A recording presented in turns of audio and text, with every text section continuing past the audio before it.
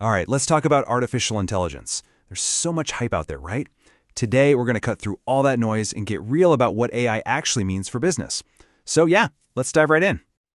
For years, we've all heard that buzzword, shorter innovation cycles. It kind of felt like a cliche, like laundry detergent that just gets better every single year. But what's happening with AI? Well, it's something totally different. Experts are calling it digital hyper-innovation because the curve is just getting steeper. Think about it. Back in 1996, it took this massive effort from IBM's Deep Blue to beat a chess champion. Fast forward 20 years, and Google's AlphaGo beats a world champion at Go, a game that's way more complex. But here's the crazy part. Just 1 year later, a new version, AlphaGo Zero, teaches itself how to play and becomes better than all the versions that came before it. That's not just progress, that's an explosion. And that explosion brings us to this really powerful idea from Peter Genchik. It's not just about software automating tasks anymore. We've gone way past that. Now, AI and algorithms are fundamentally rewriting the rules of the game. How businesses create value, how they compete, how they even exist. It's a whole new world. So, here's our game plan for today. We're going to start with why all this hype is very real. Then we'll get into the new toolkit every business needs to understand. We'll see how simple conversations are turning into commerce, what the rise of the algorithmic business looks like, and finally, we'll zoom out and talk about our future with AI. Okay, first things first. Why does it feel like AI just came out of nowhere? Why does it feel so sudden and so big all at once? Well, the answer is all about exponential growth, which honestly our brains are just not built to understand intuitively. There's this great old story that explains it perfectly. A king offers a wise man a reward, and the man asks for a single grain of rice on the first square of a chessboard, 2 on the second, 4 on the third, and so on.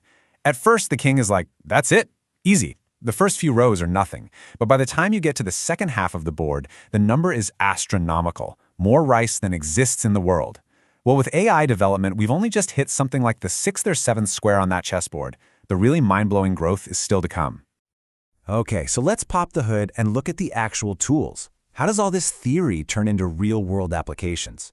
To get a handle on AI, you really have to understand the engine that's making it all possible. So, it all starts with big data. Now, I know that term has been floating around for a decade, but what's different now isn't just the sheer amount of data.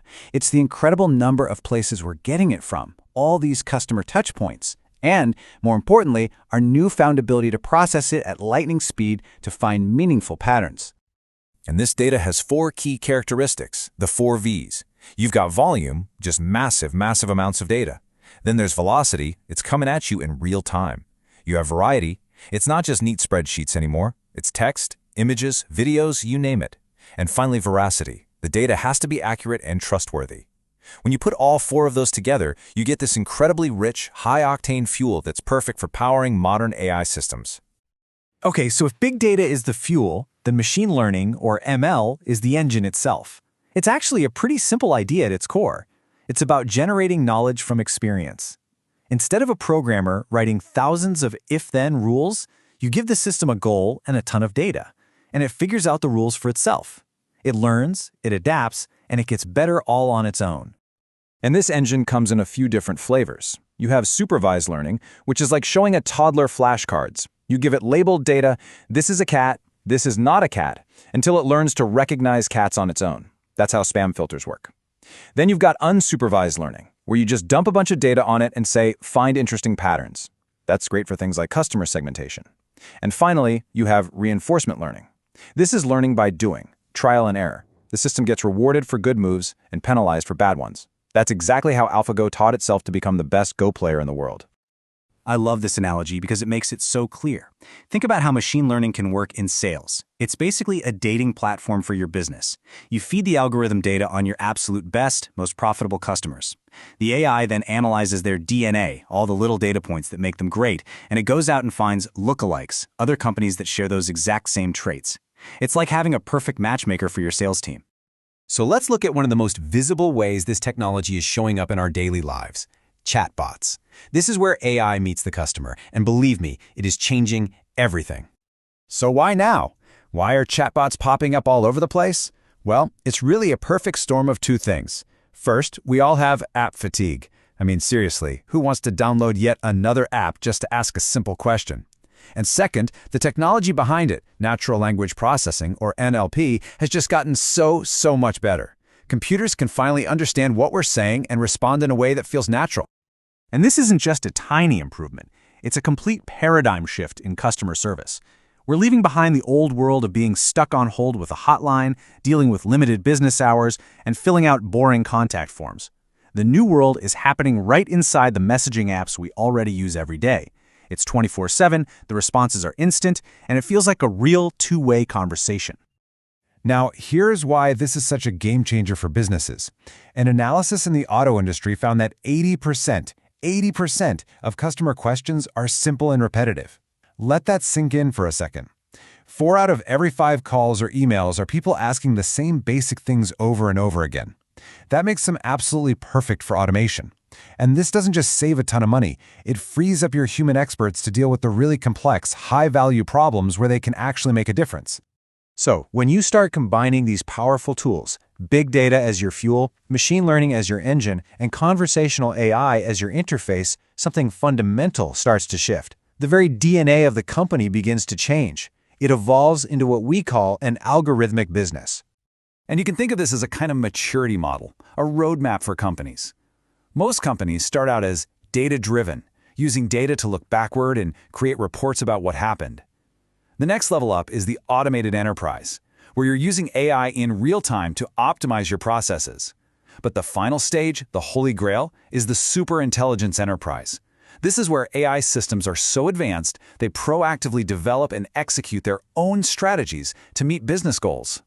And if you want to see what a company at that highest level of maturity looks like, you don't have to look any further than Amazon. I mean, they are operating at an elite level across every single one of these dimensions. It's not just one department using AI, it's woven into the very fabric of the company. From their predictive shipping logistics that know what you'll order before you do, to their dynamic pricing that changes by the second, to the recommendation engine that's almost scary good, their entire culture is built on a powerful, algorithmic, AI-driven core. Obviously, a transformation this big brings up some pretty huge questions. This isn't just about making businesses more efficient. This is about the future of work and maybe even our entire relationship with technology. You know, as automation takes over more and more routine tasks, history actually suggests that we'll have more free time. If you look at the data, the average work week has been steadily shrinking for more than a century.